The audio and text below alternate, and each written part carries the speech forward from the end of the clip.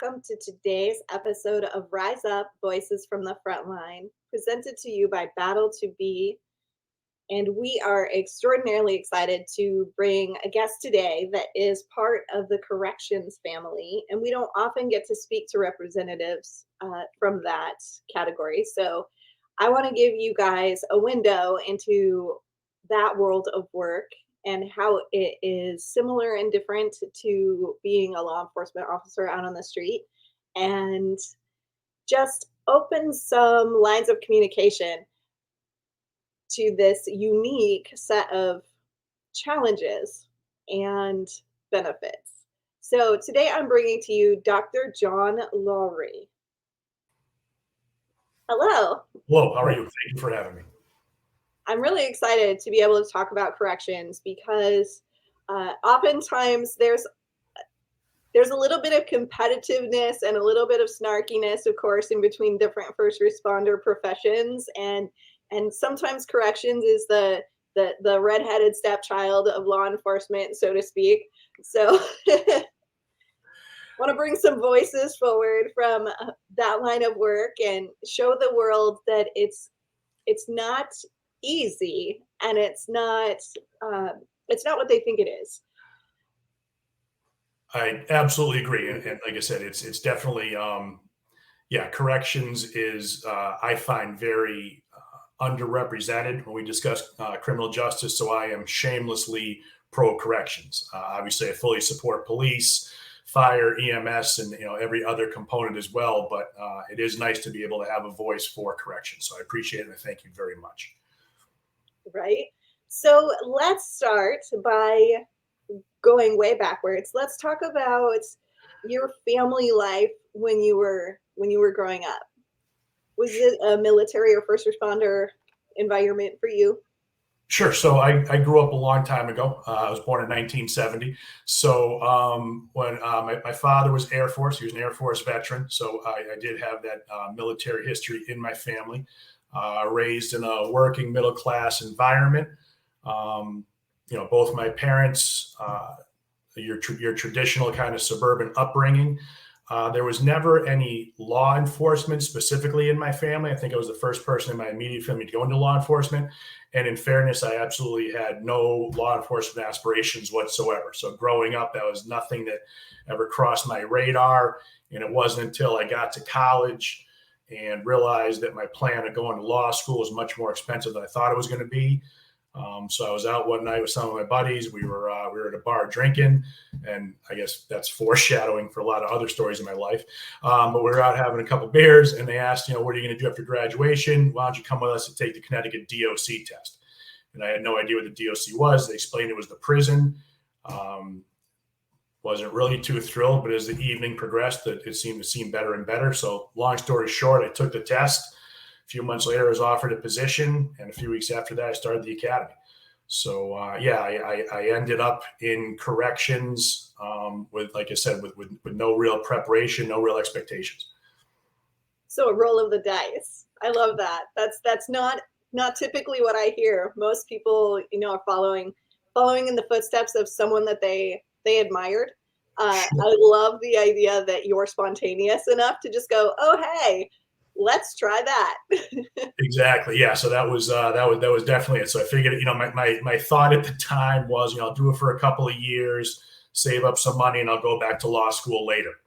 And it's been 30 years, and law school's never been an option after that. So it seemed like a good idea at the time.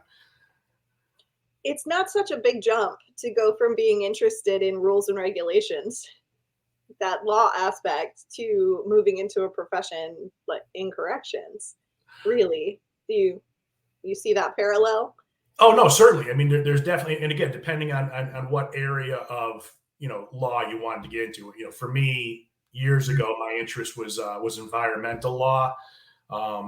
But again, I think that was something that I had a general interest in. I didn't really know the specifics. It just sounded kind of good. And then, as I got into the department and as I started to, see how things work and how things operate, what was kind of unique for me, I was probably 11 minutes into my first day in the academy when I made myself a promise that I would not work a day past 20 because I had to but only because I wanted to. So when I started the job back then, it was a 20-year retirement. So you work your 20 and, you could leave regardless of your age, which is a really great benefit. But I learned very quickly that this could be a career that could have some serious detrimental impact on mental health, physical health, and things like that. So very early in my career, I made a conscious decision to have a plan to make the transition if and when possible. So really interestingly, as you say, that it can have a detrimental effect on mental health. I was just talking with someone who is leadership at a corrections facility, and we were talking about one of the programs that we offer in our organization. And the funny thing was, it immediately switched from how can we support the personnel to, well, that sounds like something that the inmates might need. So it was just really interesting to notice that thinking about mental wellness for the staff is secondary to thinking about the mental wellness of the inmate population. Is that something that you could comment on from your experience? I absolutely agree. And what's kind of interesting about corrections is over the last 30 years, I've spoken to people in corrections from all over the country and some instances all over the world. And even though we've never met, we've never worked a shift together, we've never been in the same facility, same agency, the parallels and the commonalities between what we experience is uncanny. Staff morale, issues, all of those things are pretty much universal in corrections. And I'm sure that they exist in other fields as well, but I'm just much more cognizant of it in corrections. So, to your point, I have always been an advocate of staff wellness and development. And, for me, there was the educational component. While I was on the job, I got my master's, I got my doctorate, which was very rare in corrections. So that prepared me for my future career working in higher education. But beyond the educational development, what I started to recognize a lot more, as you said, is the need for, mental health and medical health. And so now I work with a lot of individuals and we try and address those issues. One of the things I actually did is I just developed a program to help staff sort of transition through their career in corrections and beyond. And as you said, corrections is designed almost specifically to prepare the offender to reintegrate back into society effectively. And I think that's tremendous. That's what we need to do. I fully support that. But as you also said, sometimes that same effort is not extended to staff. And that's something I would really love to see. A lot of the programs, a lot of the things in my experience and in my opinion that focus on when it comes to corrections is specifically offender oriented. And again, while that's important, I believe that if you're going to have the greatest impact on a correctional population, it has to be a holistic approach and it has to incorporate and include staff as well, because they have to live in that environment while they're on the job. And I believe that would only be beneficial if agencies and departments put more of an emphasis on helping staff through their careers, as well as preparing them for what the next chapter of their life might be. Right. We like to talk about an area that most people don't like talking about, and that is that transition period from the identity of officer or whatever your job position title is that you've claimed, that transition period from getting close to the end of your career and retirement to not having that identity anymore and how that affects people. You've mentioned that you address that transition period. So what is it that you've noticed that is so important about that stage of life, and what kind of actionable steps do you have for our audience in that? Absolutely. I mean, and that's huge. So, if you begin a career in corrections, you get hired, you go through a 3-month academy, then you spend 9 months on your working test period, then you spend your career doing the job, doing your in-service training, being whatever it is, officer, captain, lieutenant, whatever your title is, but it's always correctional first. And then you retire, and the next day you are no longer that person. And in my personal experience, and a lot of individuals I worked with in the past, that was huge. I mean, when I was on the job, outside of the job, I was the prison guard. So if you associate with individuals, which I rarely did, outside of corrections, big, bald, scary looking prison guard was kind of that was my identity, and I kind of embraced that a little bit. And it's very difficult. It's very difficult to make that transition away, because it's literally it's a 24-hour difference. You wake up that next morning and none of that means anything moving forward. You can draw from the experiences you had, but you need to basically redefine yourself and create a new identity. Because in my experience, if you don't, that's probably the most detrimental, because those are the individuals I saw that just retired from the job, and their next full-time job was sitting at a bar, all day, all night, drinking and talking about how awful the job was and how miserable they were and how many ex-wives and alimonies and childs and all those horrible things that go with that, combined with how many funerals and wakes we've been going to for people who were on the job and recently retired. And I thought that was something that we absolutely need to address. When you look at the mortality rates, when you look at the suicide rates, the divorce rates are astronomical for corrections. And to change that identity and realize that you are capable of doing something else and becoming, whatever you want to be. Again, I can speak to my personal experience. Those sorts of things weren't necessarily encouraged when I was on the job. There was never any talk about, there was talk about what's your next rank in the system, but there was never any, hey, how's your family? How are the kids doing? What are you thinking about? If you blew your back out tomorrow and couldn't come back to work, what would you do? Do you have a plan? And that never existed. So that's one of the things I really try and focus on now. Talk to a lot of the younger staff and some of the senior officers, and let them know that corrections is kind of unique, because you basically know the day you start, the day you can leave. So you have that period of time to plan and prepare. And a lot of individuals do a really good job with it, and they're very successful, and they make that transition seamlessly, and it's great. But unfortunately, many don't. So I think it's important that we provide them with the skill sets necessary, addressing issues like medical health, mental health, familial relationships. People don't think about the impact on your family. If you were working the department for 25, 30 years, you were working multiple overtime shifts, and all of a sudden you're home all the time. They're always seeing you.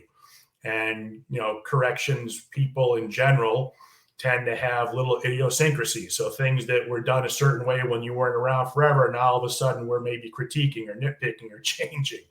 And that has an impact on your family. Things like spirituality, religion, like I say, it's all of those aspects that are important to an individual that they really need to start to address and incorporate to make that transition more efficient.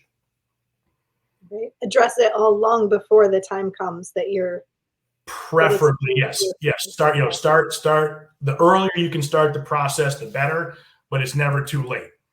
If you're retiring, it's better to start thinking about it. Obviously, it's like anything. It's better to start thinking about it early in your career, but it's never too late to start to develop the skill sets and the plan that you will need in order to do that. And it's kind of interesting, because law enforcement in general, corrections, again, I can speak specifically, we always, no matter where we are, we have a contingency plan. If we go out to a restaurant with our family, we have a contingency plan. If we're walking in the mall, if A, then B, and we do that all the time for this safety and security kind of thing. But I find that we very rarely have that contingency plan for ourselves and for our, career transition and just overall health. And I think that's something that, we possess the skill set. We just need to change the direction of how we focus it. I like that. Access point, exit plan. It's still the same thing. Access points and exit plan. Exactly. Parallel language. Yes. So we often talk about retirement. We talk about the risk of suicide at different phases of employment. And statistically speaking, we know that retirement is a high risk time for law enforcement officers in general. So, but what we don't talk about that you've already kind of briefly touched on is the physical toll that the high stress professions take on your life and the increased risk for medical problems. Would you have anything to? Absolutely. We know that the average life expectancy of a U.S. citizen is 77, and the average life expectancy of someone who retires from a career in corrections is just about 58. So statistically speaking, we live 19 years less than the general population. And we tend to, this is, statistics are relative. I heard about this 20 years ago, didn't really think about it as much. 58 when you're 25 is one thing, 58 when you're 53, then it's a little different approach. So, the closer, again, on paper, I got 5 years left. So obviously I'm doing everything I can to extend that, but that's a reality. So, and we can't argue that. I worked at one facility my entire career.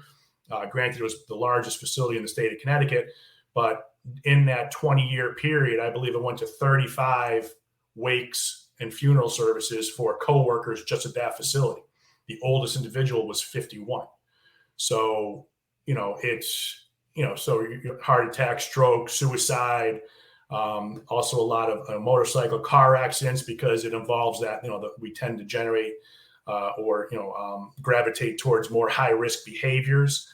And then later in my career, as the opiate issue grew, we had the overdoses, and officers who, some of the most squared away, former military special, individuals that were heroes, hurt their knee, hurt their back, and all of a sudden 6-8 months, a year later, I don't even recognize them, because of those detrimental, as you said, the physical effects. So I think it's imperative that as a collective agency, corrections, we do everything we can to make sure that we are taking care of our staff as well as possible, because as I'm being redundant, our staff are going to take care of the goals and objectives of corrections. The better we can prepare them, the better we can care for them, the better they can do the job, in my opinion.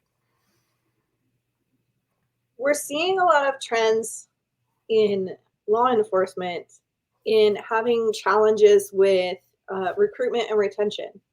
Is that situation following through in the corrections environment as well?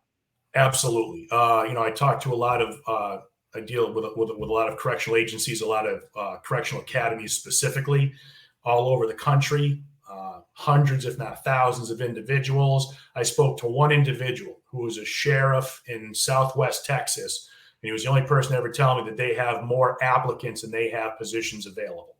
Other than that, so wherever that county in Texas is, whatever they're doing is fantastic. But anywhere else, it's a huge issue. And, there's a lot of reasons. Corrections historically, when I started the job back in 1993, the reason we had a 20-year pension, the reason we had all those benefits, is because no one wanted the job. It's a very dangerous job. There's a lot of uncertainty, a lot of unknown. I've been a criminal justice professor, specifically in corrections, for 25 years now. So whenever I teach my classes, I try and talk about corrections. I try and talk it up. And I've actually had quite a few students come through my program and go into the field of corrections. And that was really good. And I still do. One interesting kind of caveat to this was I've had a few students, and at first I couldn't believe it, but then there started to be a little bit of patterns, about 3 or 4, who made it through the testing process, got through the interview process, and turned the job down when they realized that they could not bring their cell phones into the facility with them during their shift. The idea of having to leave their cell phone in the car for 8 or possibly 16 hours was something they could not offset in order to take that position of employment. Interesting. I wonder if that has to do with that sense of security that I can't actually get help for myself if I don't have my phone on my person. Like that creates a vulnerability that That would be my first impression. Sure. Is my first reaction would be, oh, but if I get in trouble, I have no access to the outside world. I can't call for help. And that very well could be. Unfortunately, mine is because I can't go that long without checking my social media. And again, and I know, obviously, as the old guy in the new, and it's always that the generation. But I talk to a lot of individuals on the job, and there is, and it's the same thing that the guys in the staff that started back in the 60s and 70s said about us when we started in the 80s and 90s. That's just human nature. But it's in my experience and speaking with people, it's definitely something. Some departments I've heard have gone to where officers can bring them in, and they can be given breaks after a certain amount of time to check their cell phones and things like that. But I mean, this is just one example. But it speaks to the point. Recruitment for criminal justice in general is difficult.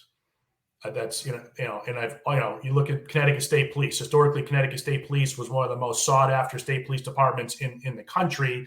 You would have 500, 600, 700 applicants list every time. Now they're struggling. So, and those are the glamorous jobs, the policing, and corrections. As you said when we started, corrections doesn't have that reputation. I've in the 30 years that I've been involved in this, I've met one person whose career aspirations from the time they could remember were to work in a prison. Most people want to be a state trooper. They want to be a local PD, or they want to be FBI, DEA, and they'll come in using it as a stepping stone. But unless it's, I guess in some areas, it could be generational. If those are, some facilities I know in some more remote areas, those are the only industry in the area. But, working in Connecticut over a 30-year period, I met one individual who from the time that they were little, all they ever wanted to do was work in a prison. So again, it's not, generally speaking, it's not the sort of thing that most people, most kids aspire to. And I think all of those issues make the whole recruitment and retention thing that much more challenging, because, a lot of departments may not pay that well. And I've had students tell me, they're like, I can make more money sitting on my couch doing drop shipping. Why am I going to go out and risk my life or get spit on and be assaulted and be threatened? And it's difficult for me to answer that. You know what I mean? It's if that's the situation we're in, that's difficult to compete with. Right. So I would assume, and I don't have experience talking with a lot of people from the corrections environment, but from law enforcement in general, most people say the reason that they get into it is because they want to help people, because they want to make something different or better for people. So in corrections, my perception would be that you would go into that because you want to change the lives of the incarcerated. You want to change outcomes for these people. Do you feel like that's something that people tend to go in for? And is there a period of disillusionment that happens because of that idealistic desire? Certainly. And again, this is not a blanket. Everybody has a different view and opinion. Corrections, like all forms of law enforcement and public safety, is a type of service. So you have to have a certain mindset going into those types of career if you're going to be successful for a long period of time. I often said that I wish I had a marketable skill set. I wish I was a framer. You show up in the morning on the work site, there's a pile of wood, you leave at the end of your shift and you framed out a garage. There's something tangible that you can see you actually made a difference. You accomplished something. Corrections is not like that. It's on the daily operations, pretty much in my experience, the way you measure a successful day in corrections is if everybody that you were with in roll call left at the end of the shift without being hurt and there were no major or critical incidents. Certainly, you can have an impact on an offender's life. You can be a role model. You can be a mentor. You can see changes. And over the course of the 30 years, 20 years I've been doing it, and in the last 10 that I've been involved, I've seen dozens of guys that I had, as inmates, come through and get out and be very successful, and that is rewarding. It's nice to see, but the reality is, it's a process. It takes a great deal of time before it bears any fruit, and it's really not as common as it should be given the size of our population. So yeah, when you talk about, helping people and making a difference, I think it is much, I guess, easier or more likely if you are a firefighter, if you are a police officer, if you are an EMT. But again, in my experience, one of the issues working in a prison setting is it's a prison setting, and it takes a tremendous toll on you. And I think you mentioned, cynicism, and absolutely. I mean, you can have the greatest intentions in the world, but if you're not careful, the job can absolutely destroy you. It can absolutely beat you down. So again, why it's so imperative that we provide staff with the tools necessary to cope with that and continue to do the job as effectively as they can. So I want to make sure that people kind of get the idea of the good side too, because obviously you went in and you loved it and you stayed for a long period of time, and it was the right career for you, and it was difficult and challenging, but it also nourished your soul. So let's talk a little bit about, like, what are the things about the job that you absolutely loved and that gave you those feelings of accomplishment, and why you stayed? Absolutely. And again, it is not all bad. There are absolutely tremendous benefits. And so, one of the things that to this day, I miss most, and I think anybody I talk to who's retired, is the camaraderie. It's the individuals you worked with, the other staff members, and in some instances, some of the inmates, you never develop a friendship, but you have a certain rapport. I mean, the average sentence in McDougal was 75 years. Most guys were doing life, and I was there. So there were guys that I knew for 20 years, locked up. So you interact with them, you associate with them. You have some really deep conversations, philosophical, about sports, about whatever. So those interactions I miss every day. The individuals and the people I worked with, that was probably one of the things that kept me able to do the job. Beyond that, as I said, is kind of refocusing my approach to how I was going to get through it. And for me, a lot of the staff I worked with had trades. They were plumbers, electricians, landscapers, whatever the case may be. So they took the job with the DOC to get the benefits and get the pension. So they would work as little overtime as possible. They would work all their side jobs for additional money. They would retire and then do their job, and they would be set because they worked for themselves and they were covered. And that was a brilliant plan. And for anybody that can do that, I strongly recommend it. As I mentioned, I possess zero skill sets. I can't fix anything, but I can talk. So I sort of fell into the teaching. So for me, it was academia.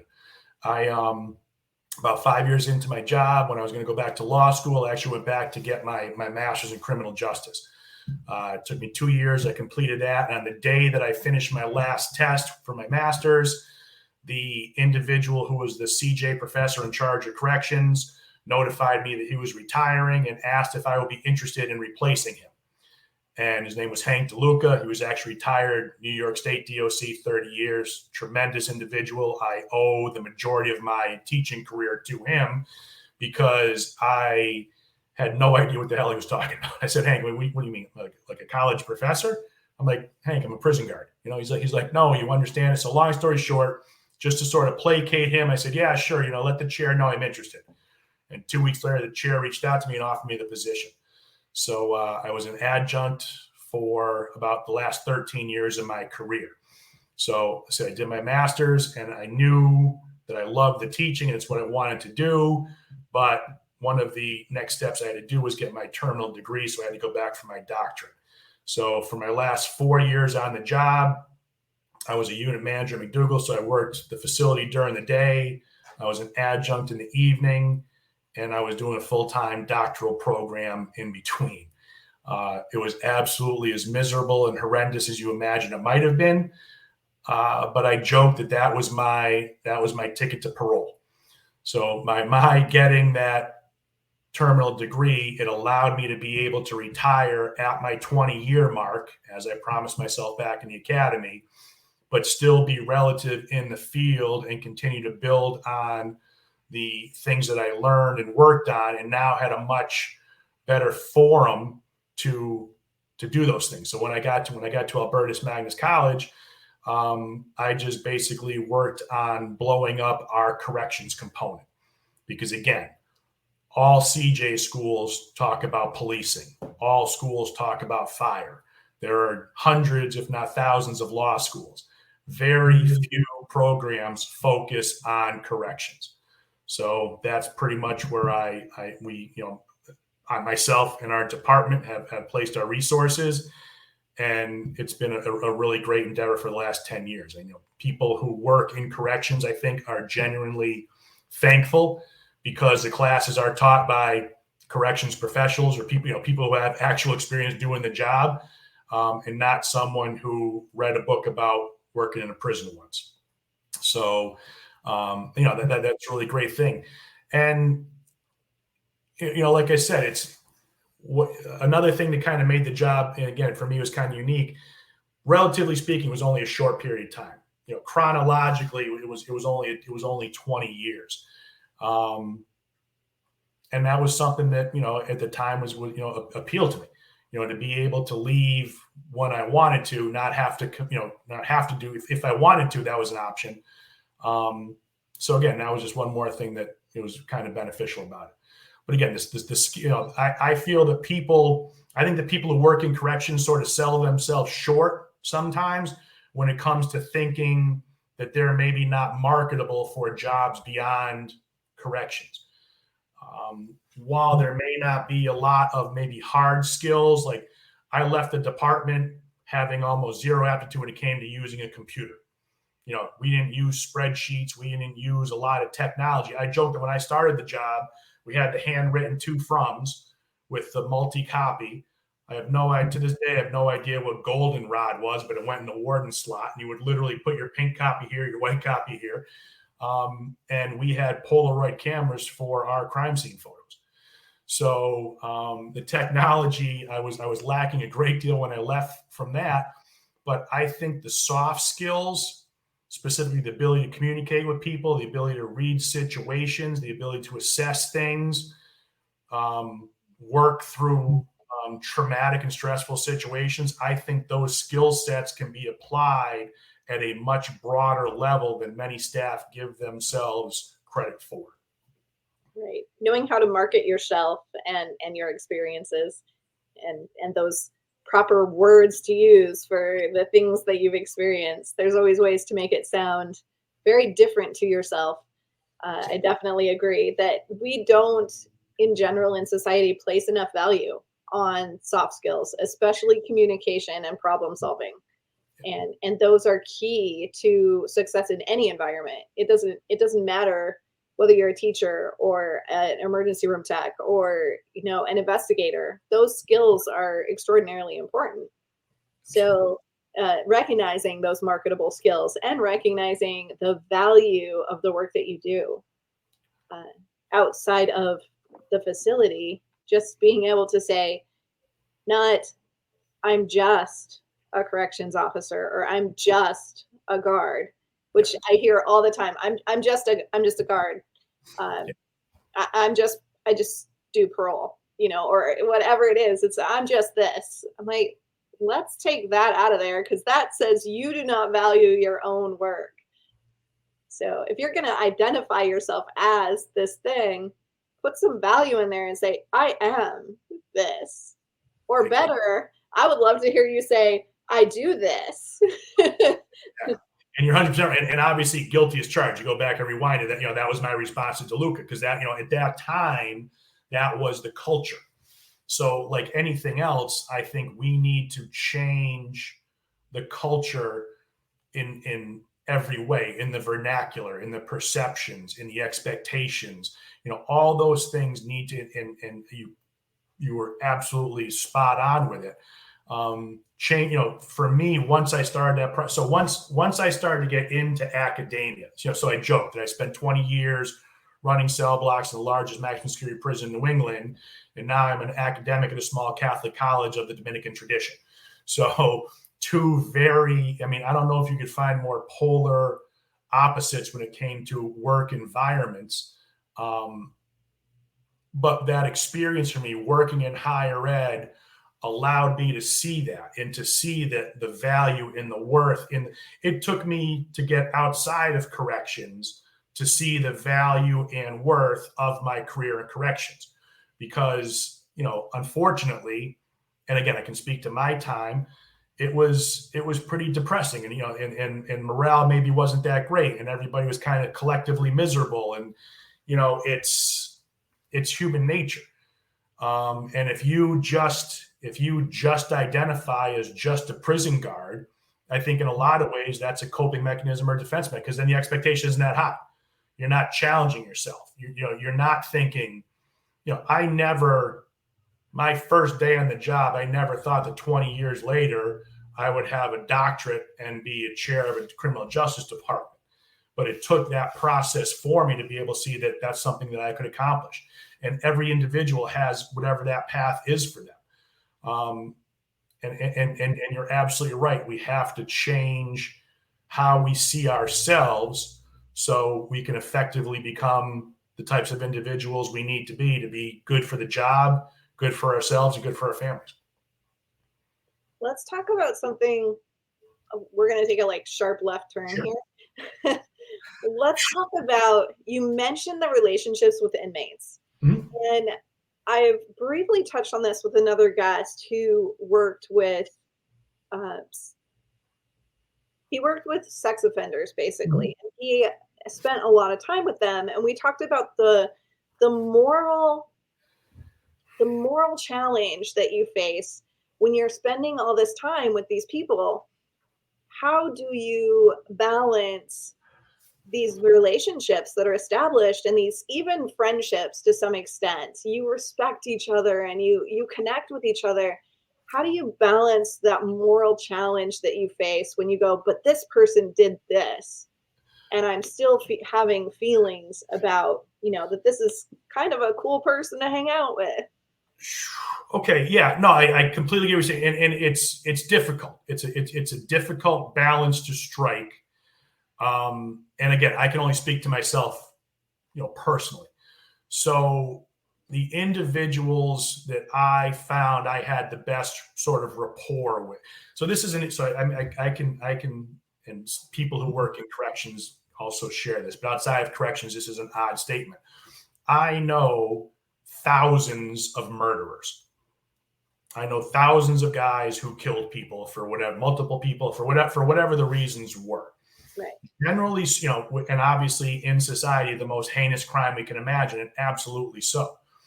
But broadly speaking, many of those individuals were some of the best inmates I was able to deal. Oftentimes it was a one-time, the number of individuals who was a one-time crime of passion, they never got in trouble in their lives before. And again, don't get me wrong. We had individuals who I wanted nothing to do with, who committed. The point is, I guess whatever, and again, it's a fine line between an effective working relationship.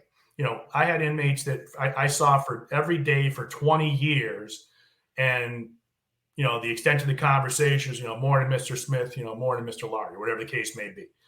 And then, there were some that, just kind of through attrition over time, I was into strength sports. So certain inmates were into strength sports. We talk about strength sports. Had a little bit of an affinity for art. So inmates were into it. So you have different, just like in regular, with our regular everyday contact, you may speak, there are different people you speak to about kind of different things. And you're right. It becomes a challenge to strike that balance between being polite, communicative, and relaying personal information. the individuals that I had the best rapport with never asked me for anything, never asked me to bring them anything, never asked me for any favors. And also I think a lot of it comes with time. I don't recommend, or, it took me 5, 10, sometimes 15 years of dealing with someone on a regular, to get to that level. But, there are individuals, I can think of 3 or 4 guys I know who finished their sentences. They all did at least 25 years. They served their time. They're out, and they'll come and speak to my classes, or we'll get together and grab a coffee and just see how they're doing. I mean, they have finished their sentence. They're in society. They're doing the things they should be doing. And oftentimes we share the common goal. I want to see the same thing as they do. They just have a much different perspective as to how to achieve that. I see the side through the lens of custody. They see it through the lens of someone who is incarcerated. So there are times that we can, we network and we work together, and we'll speak at different events. And I find it very beneficial. It's an interesting balance. And what I see it with is, I'm not sure how familiar you are with the Norwegian prison system, the Norway model. People talk about the Norway model as, the cutting edge system and way to operate a prison. And there, it's much more of a normal community.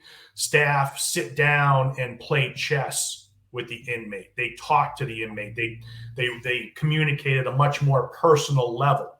And those are and again, for me, someone who never experienced that, one of my biggest struggles is seeing things through the lens of a practitioner who did the job, and seeing through the lens of an academic who theoretically studies things. I understand the theoretical component of how that will be beneficial, but there's also that part of me that goes back to what we call undue familiarity and being manipulated or played. Because if the inmate feels that you're being compassionate to them, right, maybe overly compassionate, then that creates a problem. Which I said, the whole thing is a very delicate balancing act. And the only way I think you can effectively accomplish it is to go through it. Again, maintain a strong ethical, theory, not do anything you're not supposed to do. But I think you can still, have conversations and engage in discussions with offenders and not have it be inappropriate. So I think one of the challenges is the boundary between the punitive concept. if I'm hearing all of this correctly, the boundary between the punitive concept and the relational rehabilitatory concept, and the fact that we're all human beings, both the incarcerated and those employed in corrections. So we have human interactions, and the lines are a little bit blurry as to what is the reason or the effect outcome that we're looking for in this environment. Is that Exactly. I'm coming from an academic theoretical perspective only. And that's exactly it. So, what is your justification for punishment? Are you looking for retribution? Are you looking for deterrence? Are you looking for incapacitation? Are you looking for rehabilitation? And they're not mutually exclusive. I believe most people, if you ask them what the goal of corrections is, there's a component of punishment. So there's the retribution. There's the component of deterrence, where if you lock one person up for doing something, specific deterrence, that person will never do it again. And or general deterrence, society will see that, and therefore they will be less likely to. There's the component of rehabilitation. We know that 2.3 million people incarcerated, about 95% will eventually be released. So there has to be a rehabilitative component. So again, I don't feel that any of them are mutually exclusive.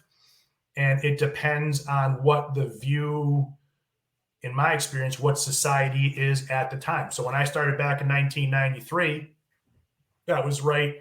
That was the results of the Get Tough on Crime, the War on Drugs, the 1994 Crime Control Bill. Prisons were opened up all over the country. The prison population exploded. now we're starting to see that pendulum swing the other way. And each has good and bad consequences. In my opinion, like anything else, the key is trying to thread the needle in that sweet spot. How do you employ the least amount of punishment necessary to achieve the greatest outcome desired? And the problem is, and again, this is where I go, the populations are different. So as I said, I worked at a maximum security prison. So the individuals I dealt with, some of them were some of the most horrendous, heinous crimes. Those individuals will never be out of prison, and they should never be out of prison.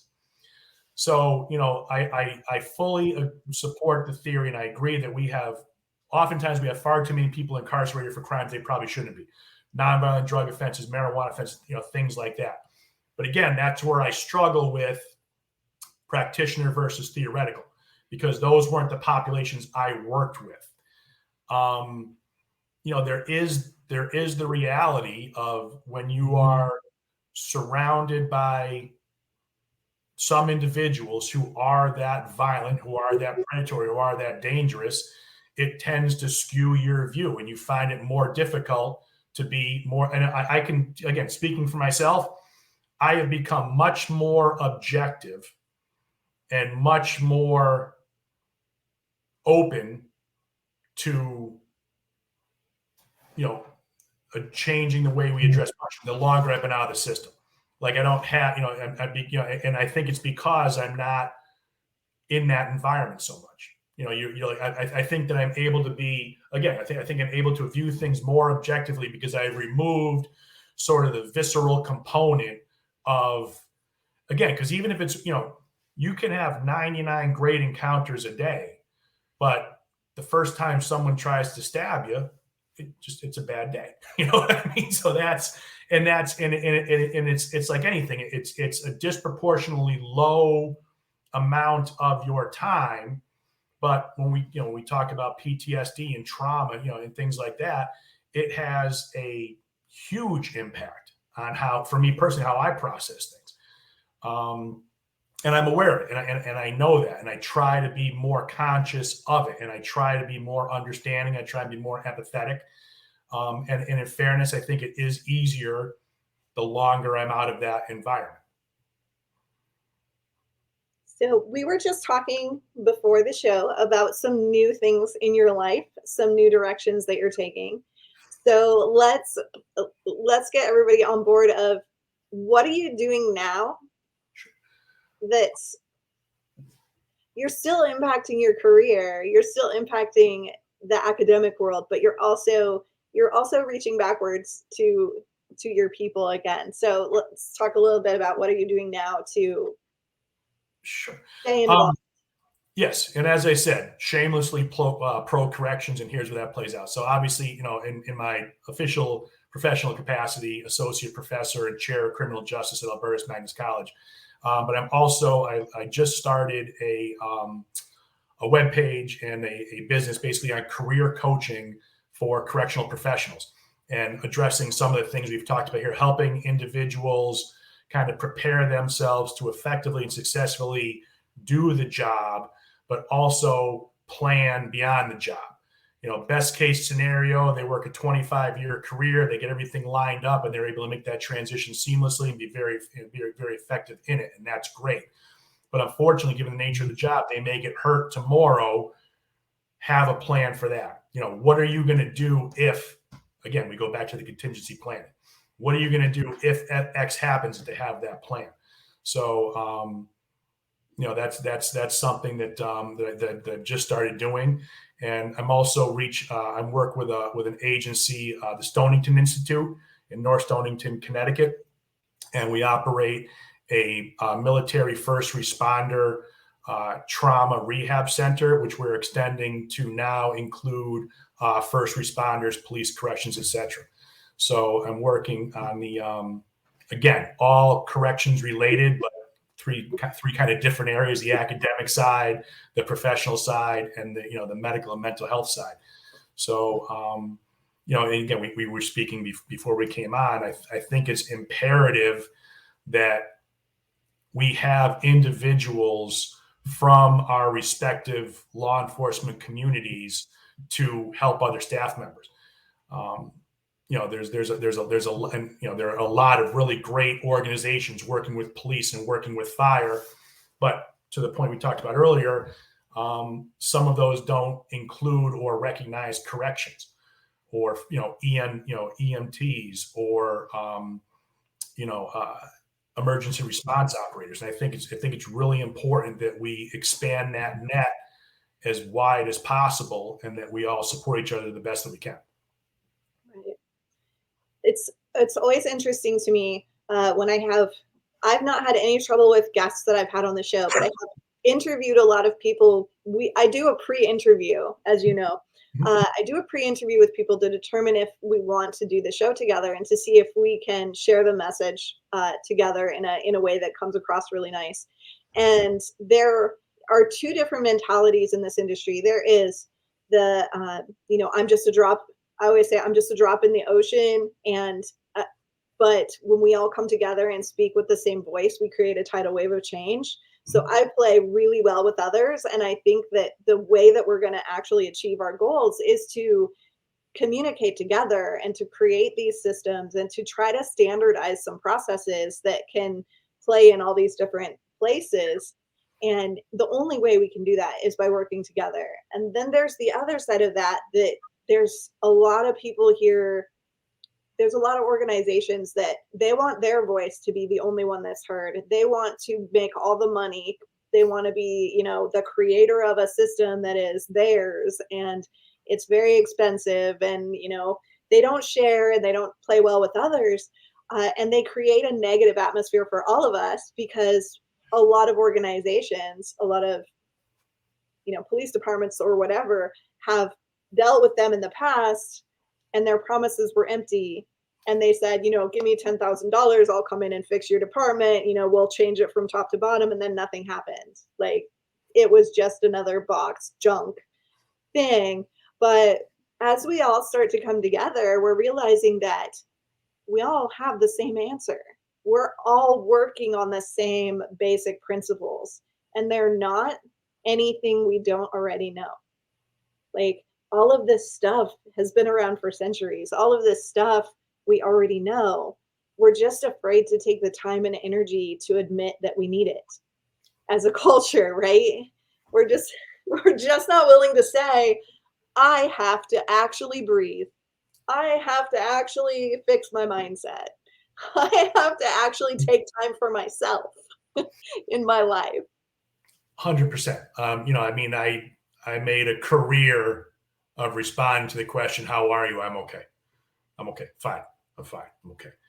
And you're absolutely right. And I could not agree with all of your sentiments. And that's, I think, it's like, collectively, if we realize that we're all working for the same goal, it just makes it that much more effective. I believe that the more inclusive we can be, the more successful and effective we're going to be. So I absolutely share those sentiments.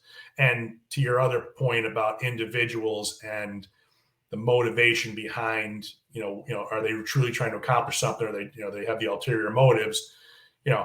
When all is said and done, there's usually more said than done. So I'm not interested in what you have to say. I'm interested in what you have to do. How are you actively trying to achieve those goals?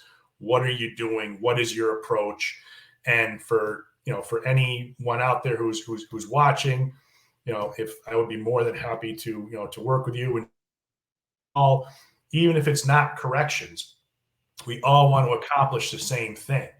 So if we can utilize our resources and pool those resources and work together, I think that we can really have a tremendous impact on the population as a whole. Yeah, absolutely. And definitely, if you're in trouble, if you're out there and you're struggling and you don't know what to do, we answer the phone. So if you've called, and I hate to say this, but I need to, if you've called a suicide hotline and been hung up on, or if you've called a suicide hotline and spent 3 hours on hold, and you just want to talk to somebody normal, somebody who knows, somebody who will just sit and listen to you, I have a list of people who will answer the phone. And I already know without even asking you that you're one of those people, right? Yes. Yeah, that's another area that I actually didn't get into. Yeah, I work with an organization called Responders First, and that's basically what we do as well. It's individuals from various law enforcement backgrounds working together to just, again, try and get individuals the help they need, so they're able to deal with the issues they have and successfully transition through and hopefully get to where I am in retirement and enjoy it, because it's really not too bad. Now that I'm here, it's nice. So I just try and do what I can to make the journey a little bit smoother for those individuals who are quite aren't here yet. So I will make sure that the links are in the description for the show, that you have access. And if you want to reach out to either of us, you can do that. We'll put the links for some of the organizations that have been mentioned and make sure that you can find all that information. And please, if you're struggling out there, know that there are tons of resources for you out there. I know it can be difficult to find the ones that are right for you. Don't give up. Don't stop trying, because the right resources are there for you. Just maybe hiding in unexpected places. So are there any last words that you want to leave our audience with? What's your words of wisdom quote? I would like to, deeply thank you for this opportunity. I think what you're doing it's tremendous. I think there's an audience that's very receptive to it. And again, I just reiterate, if you are out there and you are watching this and you are struggling and you have any concerns, or you have things that you think you need to address, trust me, I've been there. For me personally, I probably waited too long to address those. So reach out. The assistance is available. And speaking for myself, we'll do whatever possible to help you through and get you to where you need to be. Thank you so much for being with us today. Absolutely. Thank you very much. Thank you, everybody, so much for being with us today. If you enjoy this podcast and you would like to see us be able to continue, you can support us at battle2be.org, BATTLE2be.org. And as you probably already know, we do not charge for our services for our military first responders or for their families. And that goes for our memorial services as well as for our helping services. So know that we are funded entirely by community members and corporate sponsors. So if you'd like to be a corporate sponsor of our podcast, please just email us at battle2be@yahoo.com. And we would love to see what kind of partnership we can create that's a win-win for both of us.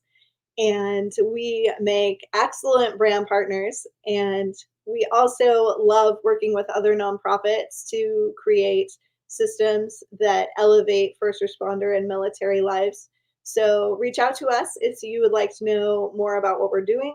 If you would like to connect and maybe work on some projects together, or if you would like us to bring Phoenix the Memorial Jeep out to an event or have one of our speakers. Thank you so much for listening, and I look forward to seeing you again next week at Rise Up, Voices from the Frontlines.